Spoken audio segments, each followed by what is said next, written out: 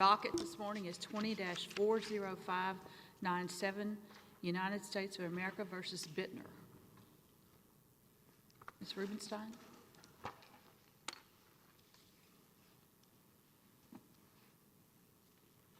Good morning. May it please the court. My name is Rachael Rubenstein, and I'm here with my co-counsel Farley Katz, and we represent Alexander Bittner. We're here today because the IRS assessed nearly $3 million in penalties against Mr. Bittner for his non-willful failure to timely file a single annual FBAR form in the years at issue. Non-willful means his failure was innocent or at worst negligent. The government contends that under the penalty statute, the IRS was permitted to impose this staggering amount because Mr. Bittner committed 272 account-based FBAR violations as opposed to one annual form-based violation, and that Mr. Bittner has no right to present his reasonable cause facts to a jury of his peers. Mr. Bittner disagrees, as should this court. We ask the court to affirm the lower court's ruling on the statutory construction issue and reverse on the issue of reasonable cause. My firm and I have represented many taxpayers involved in disputes with the IRS. Mr. Bittner's been our client for 9 years. We've never seen the IRS treat anyone who it determines was non-willful as harshly as Mr. Bittner. Many other taxpayers we have represented, like Mr. Bittner, who lived abroad, were non-willful, and voluntarily disclosed their foreign income and assets years later, have had no penalties imposed at all. And that's consistent with public IRS guidance in Fact Sheet 2011-13 and the IRS's 2012 and 2014 Streamlined Filing Compliance Programs. Mr. Bittner was born and raised in Romania, behind the Iron Curtain. In 1982, at the age of 25, he immigrated to the U.S. to escape the communist regime and discrimination against Jews. In the United States, he worked as a dishwasher and then a plumber. He learned English as his third language. Excuse me. Is it Ms. Robinson? Rubenstein. Oh, sorry, Ms. Rubenstein. So on the statutory interpretation issue, I mean, this seems to me to be a pretty pure issue of statutory interpretation. I mean, we're told in 5314 that, you know, the secretary shall require certain things. And then we're told in 5321 that there are penalties authorized for, you know, a violation or someone who violates 5314. So it seems to me the choice we have here is that a violation turns on the failure to file a report, or a violation turns on the failure to report an account. That seems to be the basic choice we're given here. I mean, is that right? Yeah, I mean, it comes down to what's a violation, right? Yeah, exactly. And we're not given a definition, and so we have to sort of cross-reference different parts of the statute to make sense of that. Well, importantly, 5314, it imposes no reporting requirements on anyone. That's done by the regulations. The Supreme Court stated in California Bankers Association v. Schultz. I'm sorry, go ahead. They stated that the civil and criminal penalties attach only upon violation of the regulations promulgated by the Secretary. So as I cross-reference these statutes, because I appreciate that the court said that, but I'm wary of taking one sentence out of an old Supreme Court case and saying, well, therefore, the statute means this. When I look at willful violations, for example, and I'm looking at how to calculate that, I go to subpart D, and I say the amount is going to be, in the part 2, in the case of a violation involving a failure to report the existence of an account. And so why shouldn't I read that and say, all right, well, the failure to report here is not a failure to file a form, but the failure to report the existence of an account, which would support the government's view? Yes, sure. I would say that's the wrong provision of the statute. Okay, but I get it, but there's willful and then there's non-willful, and why should I read what a violation is, a non-willful violation is, differently from what a willful violation is? It's only the difference in the amount of the penalty. That provision is calculating the amount of the penalty. It's not authorizing the penalty. Subparagraph A authorizes the penalty. And it says, a civil penalty shall be imposed against anyone who violates 5314. Subparagraph B1 says, and the amount, it calculates the amount of the non-willful penalty shall not exceed $10,000. Right, but it doesn't tell me based on what. It shall not exceed $10,000 based on the failure to file one report or the failure to report one account. I think you go to the regulations to answer that question. The regulation 1010.350A and 1010.306C, those are the relevant reporting regulations, and those regulations require a person who has a financial interest in or signatory authority over to report on an F-bar, and it says an F-bar, the form prescribed by 5314. You have to report on an F-bar the information specified in the form by a date certain. So I would say, okay, that makes sense. The violation, therefore, is the failure to either timely or accurately file an F-bar. So you disagree with Judge Ikuda then in the Ninth Circuit that there is a distinction between reporting an account and filing an F-bar, and she thinks that the relevant reporting is to report the account, not to file the form. So you would agree with the majority, and you no doubt are just to go with that. Yes, I would agree with the majority, and Boyd, I believe that the dissent reads 5314, and the government argues that 5314 itself independently imposes reporting obligations, but the text of it does not do that. Well, so then I'll leave you alone, I promise.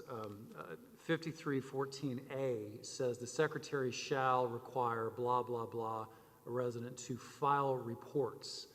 Now, or to keep record and file reports. Now, you read that as meaning to file the physical form as opposed to report the account. The statute says the secretary shall require reporting to the manner and to the extent, right, that the secretary wants to do. And then it gives some broad things. Those broad categories of information, the only place, the only form in existence where you would report that is the F-bar. But you have to indicate multiple accounts on the form. It depends on whether or not you have, if you have an interest, a financial interest in more than 25 accounts, like Mr. Bittner did here, all you have to do on that form is you check a box, you put your name, you check a box indicating I have a financial interest in more than 25 accounts, and you list the number of accounts. There's no account info, no address of the bank, no balances. Okay. But if it's incorrect, there's no statutory determination for the difference between a willful and a non-willful violation, right?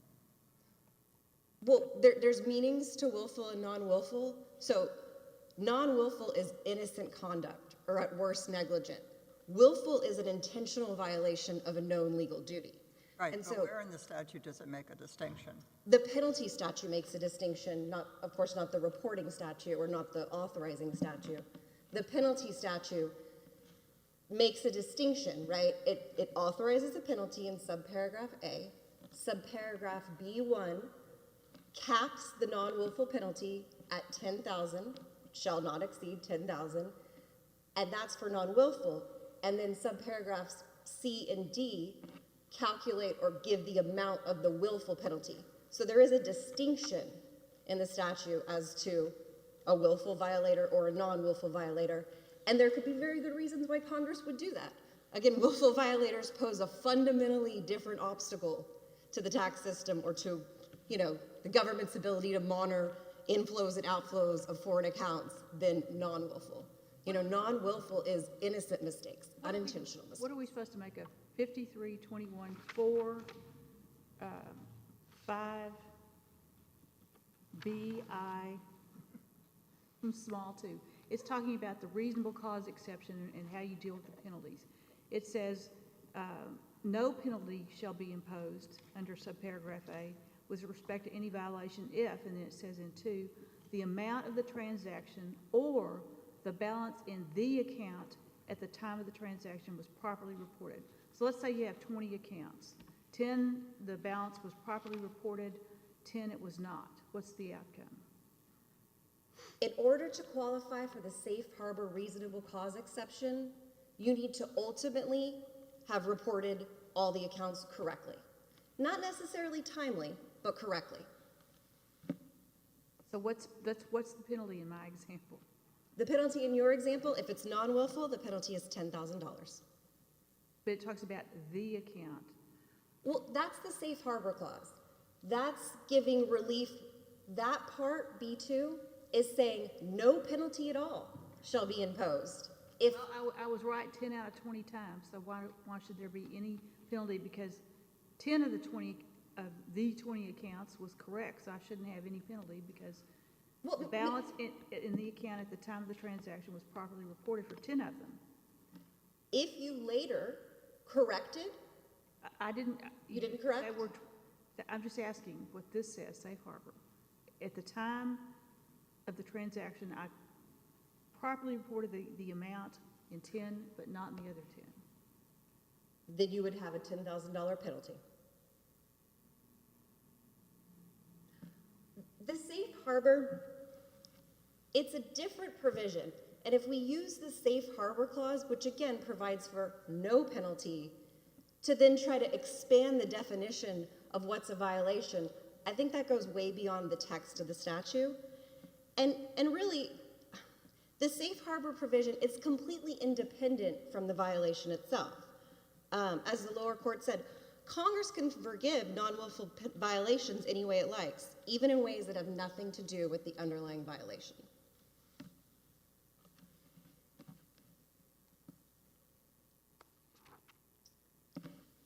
Well, I've talked about that. Let's see. I'd like to talk a little bit about the reasonable cause issue. It's a deeply factual inquiry, and reasonable minds can differ on inferences drawn from undisputed facts. So we do ask the court to reverse the lower court's decision to allow Mr. Bittner the opportunity to present his facts to a jury of his peers. Mr. Bittner's particular facts and circumstances, including credibility and state of mind, that'll determine whether or not he had reasonable cause for not timely filing FBARs. It's the role of the fact finder to make these calls after weighing all the trial evidence.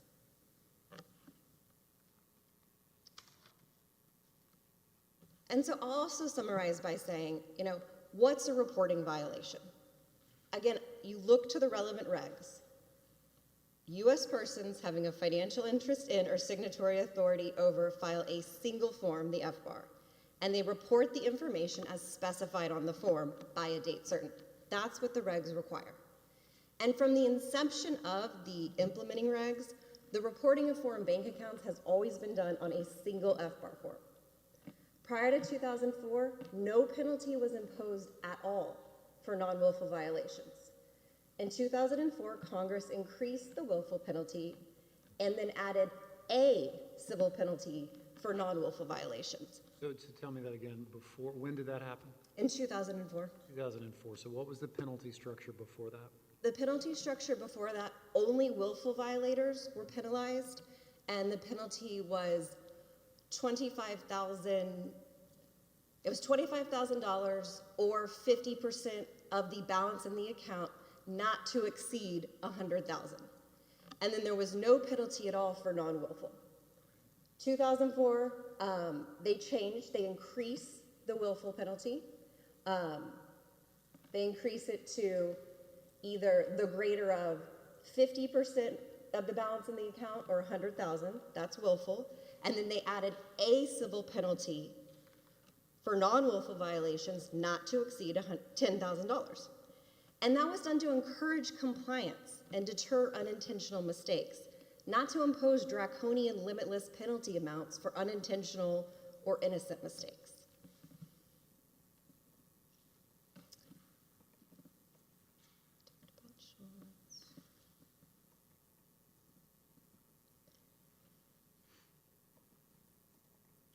And I don't think when we talk about willful versus non-willful, the violation's the same, right? The failure to timely file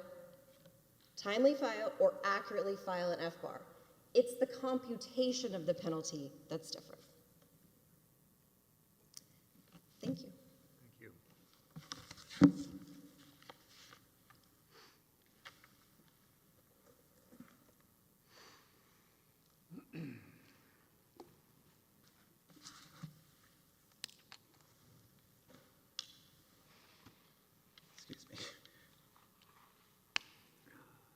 Good morning, Your Honors. May it please the Court. My name is Paul Allulis, appearing on behalf of the United States.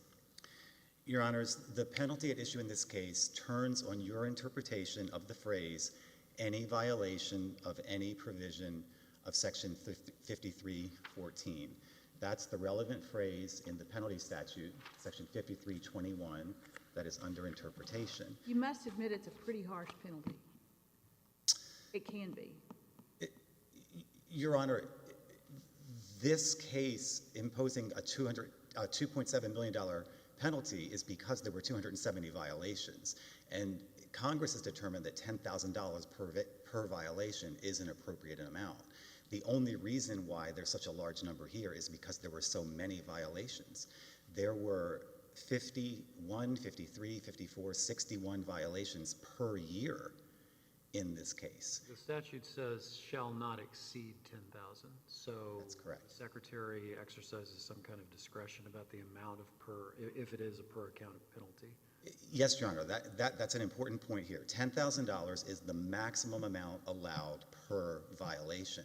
And the Secretary does, in fact, have an entire system of mitigation guidelines that are employed to determine whether that $10,000 amount should apply per violation.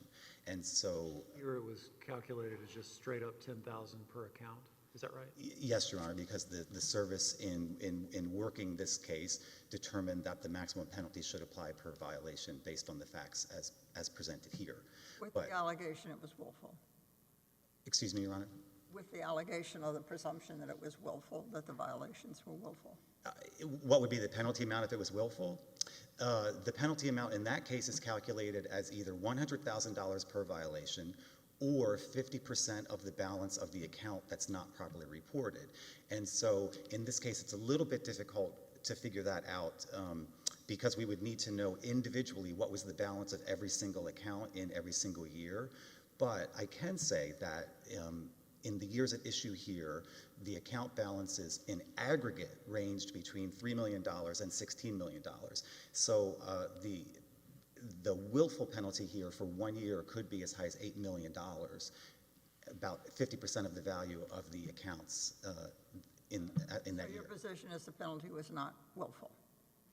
The penalty that was imposed here was a non-willful penalty. That's correct. That's what I was going to ask. These are not, we're not talking about willful here. That's correct. These were non-willful penalties imposed $10,000 per violation, calculated according to each account that was not reported as required. And we think that that's the correct result, Your Honors.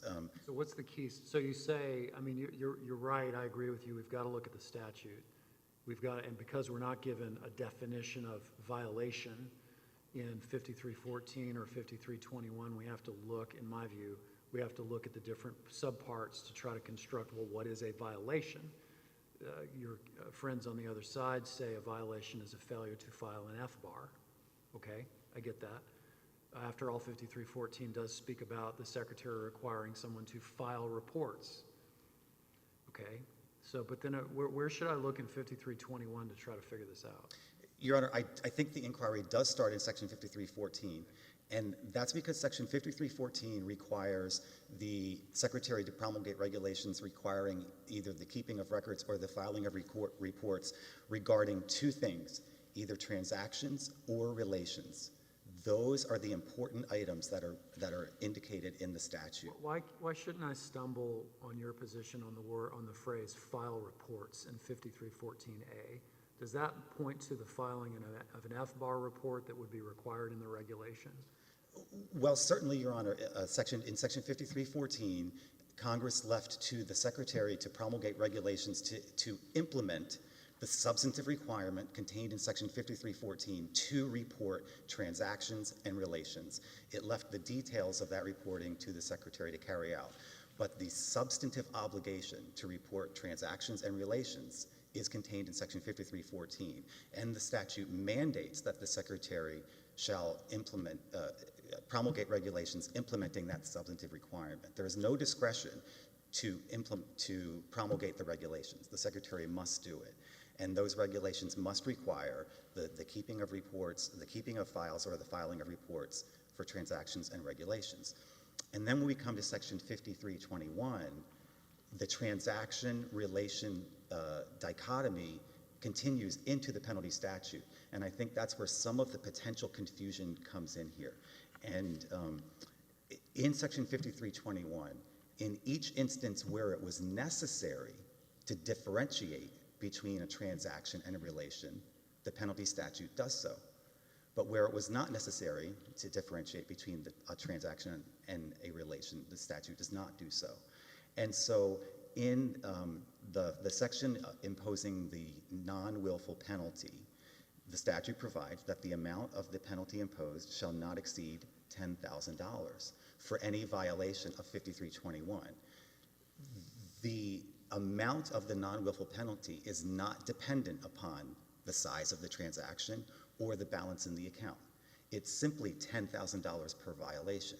So there was no need for Congress to differentiate between transactions and relations when it set the penalty at $10,000 for a violation of 5314. And that's why we don't see a differentiation between accounts and transactions in the statute imposing the $10,000 penalty.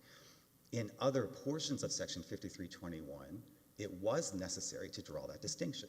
And the first place comes in the reasonable cause exception to the non-willful statute. And there, the difference comes in because we need to look at, first, was the violation subject to reasonable cause? But second, was the amount of the transaction or the balance in the account properly reported at some point? There it was necessary to differentiate between transactions and accounts, and that's why the language does that. And then again, in the calculation of the penalty for willful violations, we see the same breakdown. And so the amount again there could be $100,000 per violation, or again, in the case of a violation involving a transaction, 50% of the amount of the transaction. In the case of a violation involving the failure to report an account, 50% of the balance in the account.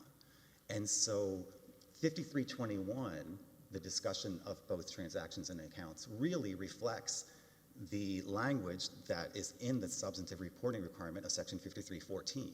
It really does all dovetail together quite well.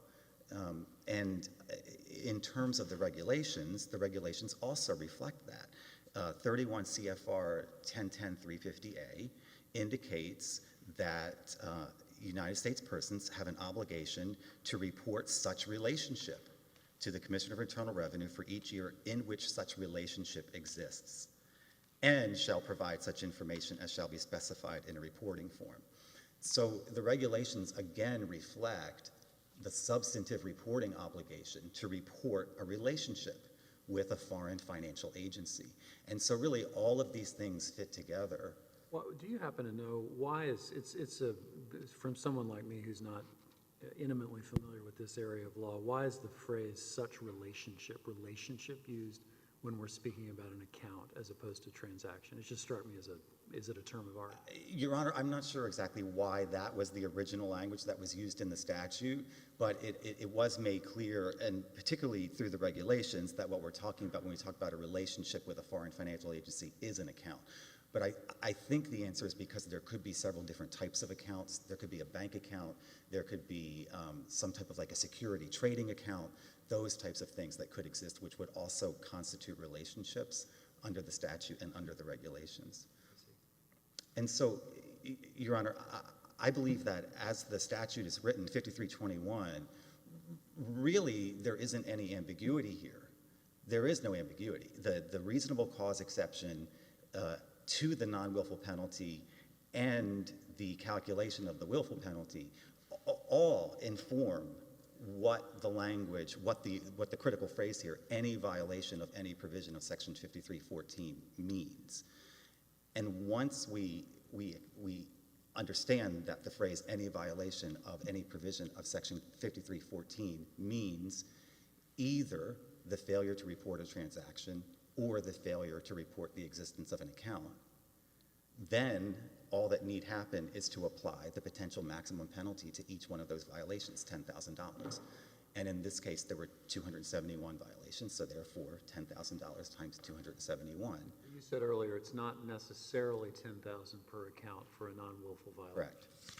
Could be less, Could be depending less. upon certain factors, and we're not being asked to review that aspect of this. No, Your Honor. The IRS, it contains in the Internal Revenue Manual, there are mitigation guidelines that it could apply in both non-willful and willful situations to determine whether a lower penalty should apply.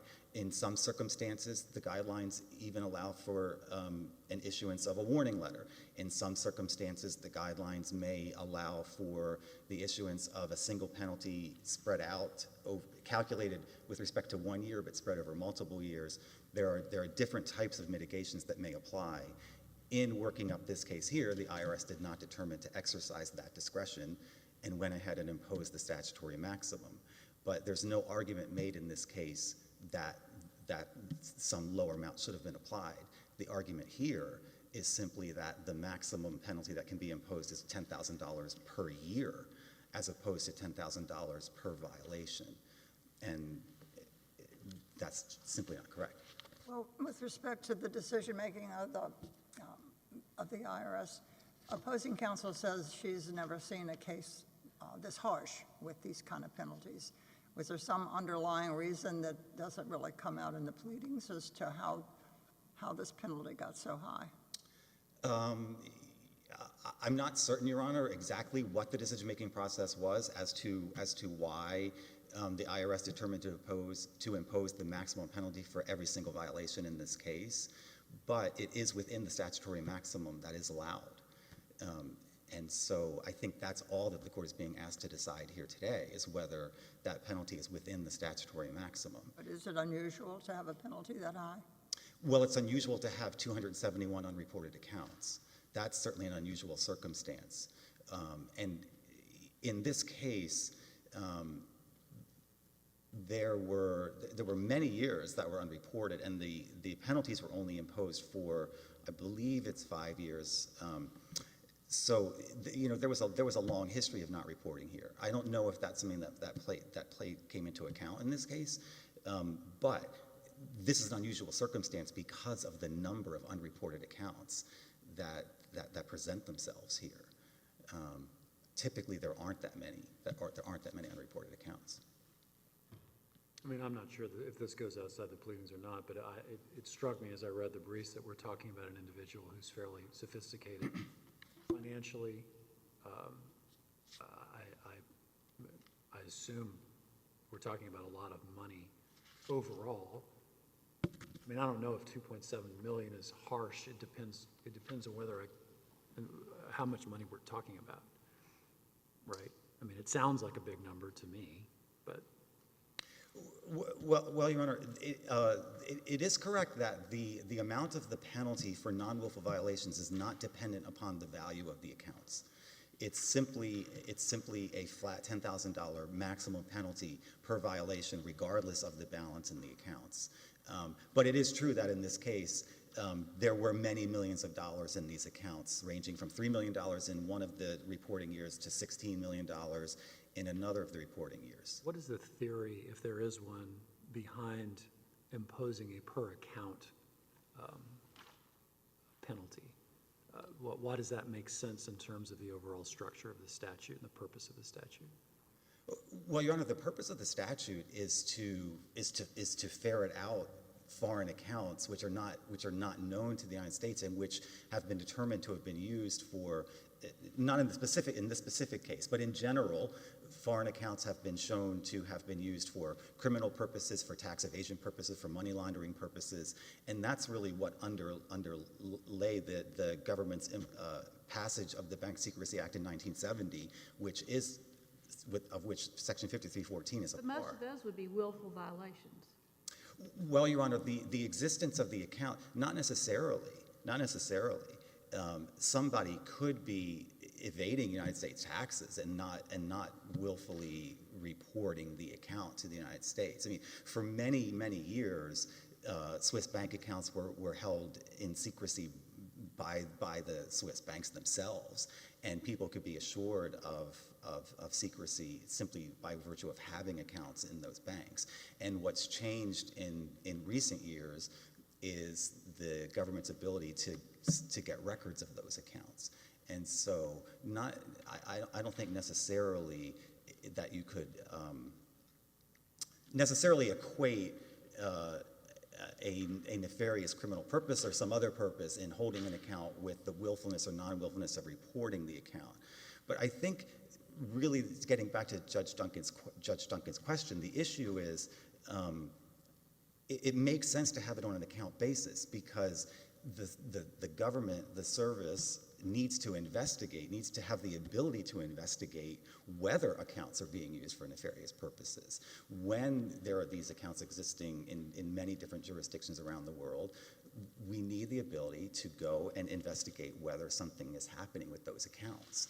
And when they're not properly reported, that can't be done. It's very, very difficult for the government to ferret out whether these accounts exist. You can say it's not properly reported, say it's still subject to a fine, and investigate why it's not reported, what's in it, where the money came from. It doesn't seem to me that impairs the amount of the penalty has any relationship to the ability to investigate.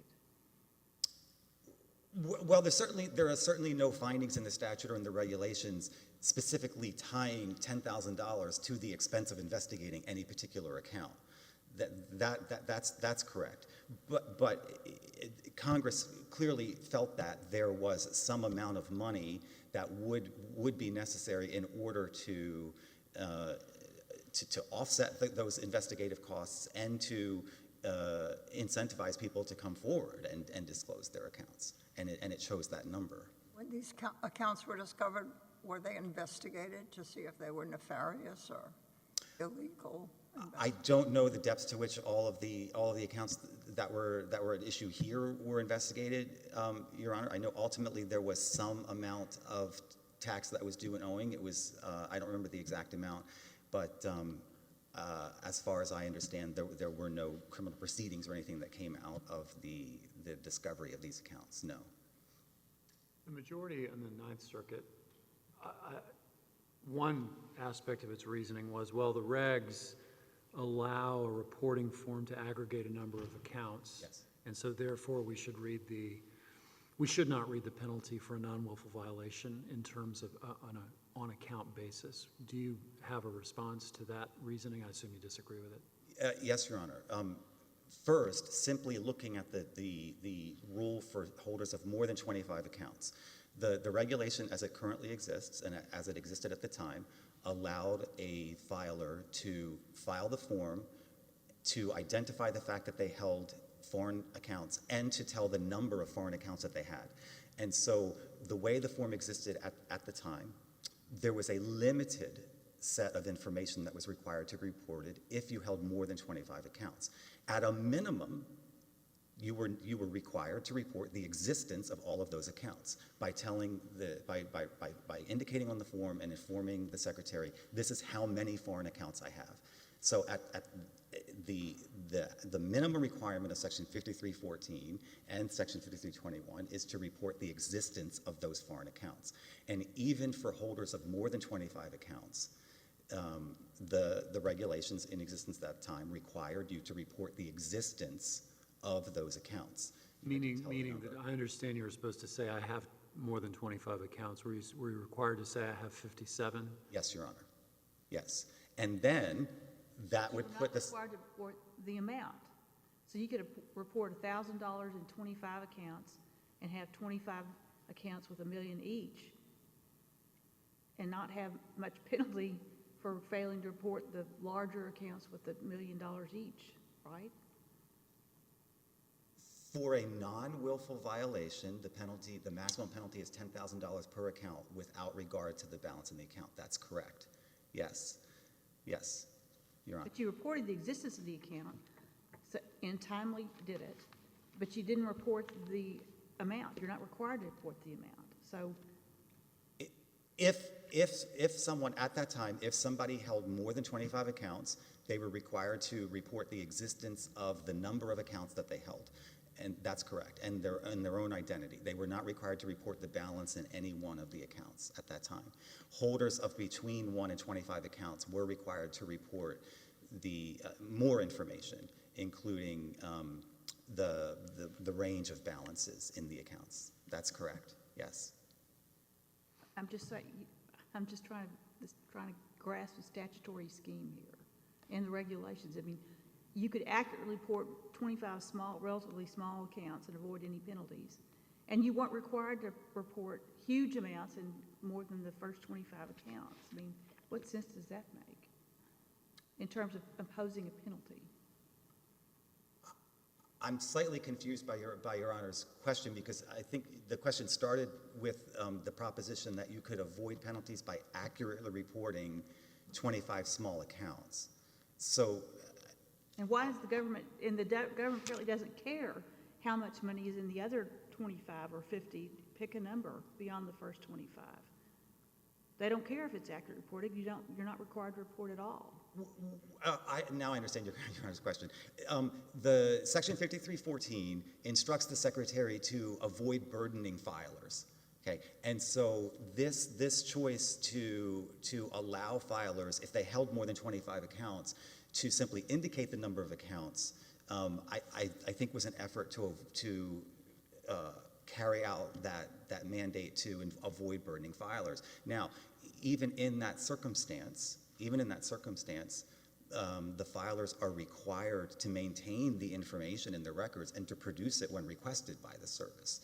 So if somebody files an FBAR and indicates that they own 57 foreign bank accounts, the service can then summon that information from the taxpayer or from the filer and say, okay, now tell us, give us the further information that you're required to maintain about all of those accounts. And so I think that that exception for holders of more than 25 accounts was really an effort to try to avoid the burdensome nature at a time when paper filing was the norm, to avoid the difficulty of that. I would point out to the court that there are currently pending regulations that are removing that exception for filers of more than 25 accounts. So in the future, that will be different. But at the time, it is correct that exception existed. I understood what you said. The government, with respect to somebody who has 50 accounts, on the FBAR form, you're required to say, yes, I have more than 25, I have 50. Correct. So the government then knows the number of accounts, and the government can then request more information about those accounts. Correct. If it deems, we need to look into it more. Correct. A violation, if you only said, if you failed to check the box, for example, you're not let's say you checked the box and said, well, yeah, I have 30. Well, you're not reporting the existence of 20 accounts. So in your view, the filer would have violated there would be 20 violations there. Yes, Your Honor. Okay, so there could be if it's non-willful, a penalty of up to $10,000 per each one of those 20 accounts, regardless of the amount of the account. Yes. Okay, thanks. Thank you, Your Honor.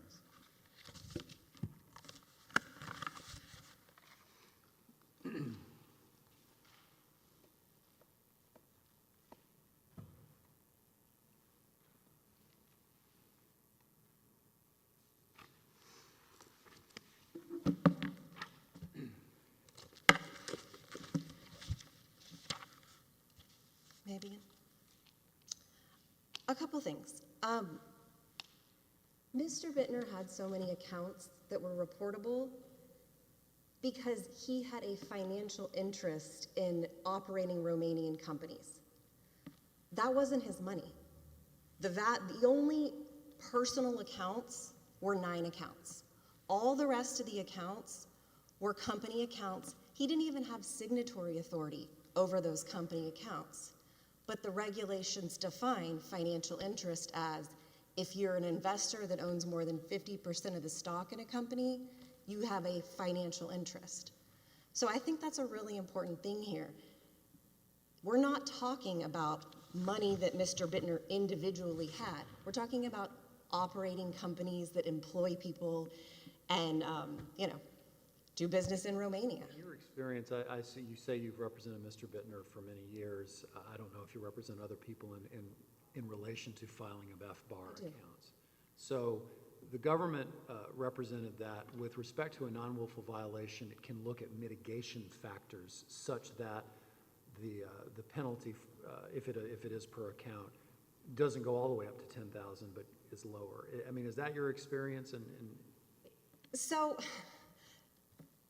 the agent, we represented Mr. Bittner during this exam. So the agent misunderstood the mitigation.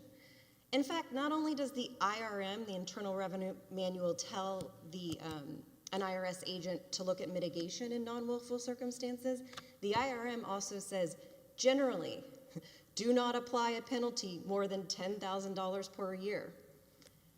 For reasons unknown, she penalized him in the worst way possible. And that's the... what is the mechanism for contesting that aspect of it? That's the problem. There is no mechanism. The only mechanism really is if you'd have...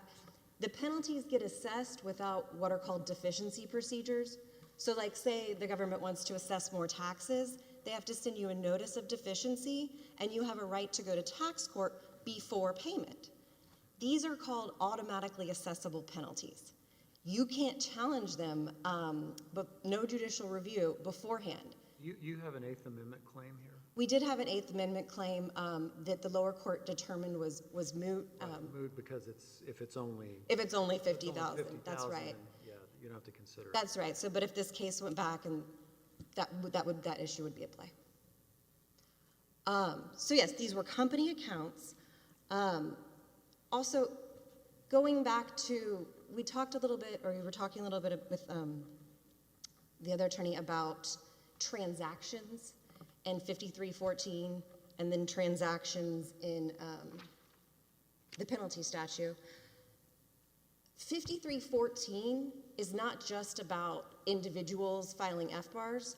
5314 also has to do with financial institutions, and there's a reg in 1010.360, and that reg directs financial institutions to report transactions having to do with foreign financial agencies. So I think when we're looking at the language, we've got to kind of keep that in mind, that this is encompassing a bit more in the broad language of 5314 and the penalty statute than just FBARs. But here, Mr. Bittner was penalized for not timely filing FBARs, nothing else.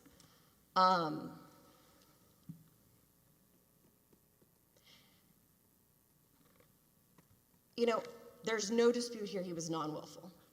And when we talk about, you know, his personal money, we've got a chart on page 47 of our reply, and it shows for his personal accounts, the aggregate balance in 2007 was less than 1.5 million. Aggregate balance of personal accounts in 2008 was about $1 million. 2009, about $1 million. So yes, $3 million is quite punitive. And for what? You know, Mr. Bittner came forward. He voluntarily disclosed. The government spent no time looking for him or tracking him down or investigating him. He lived in Romania for 2 decades. He returned shortly after he learned, oh gosh, I'm out of compliance with some tax and reporting laws, and he took steps to remedy that. And the government says, thank you very much, pay $3 million. Or the IRS says, thank you very much, pay $3 million. I mean, again, not only did he file the FBARs correctly, right? Not only did he file correct FBARs, even though he wasn't required to report all his bank account information, he did on advice of counsel, on advice of us. He attached a schedule to be transparent, and that schedule had all the account balances, the addresses, everything, account numbers. And then what happened? The agent relied solely on nothing else, just that information, the corrected FBARs and his account information, in calculating the non-willful penalties. Thank you. Thank you, counsel. We have your argument. The second case of the day will occur on a video conference, which the audio portion will be available to the public. The court will adjourn to hear that case virtually. Thank you.